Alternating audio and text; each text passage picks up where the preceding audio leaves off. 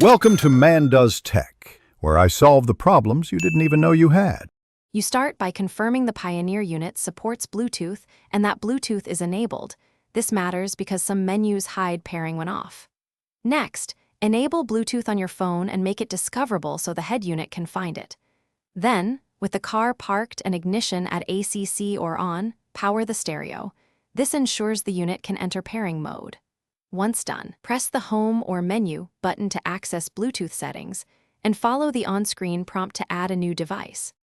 You now initiate pairing by selecting Add Device or Pair on the Pioneer's Bluetooth menu.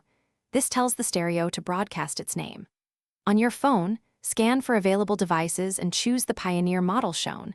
Names often include model numbers, so pick the matching one.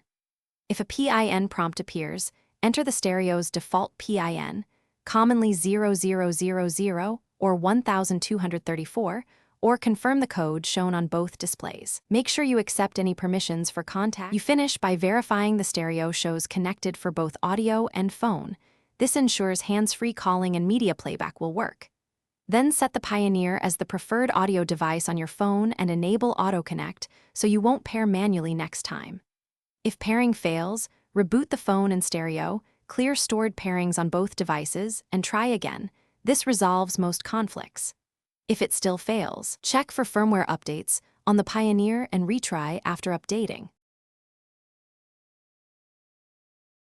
Thanks for watching. If you found this helpful, don't forget to like and subscribe.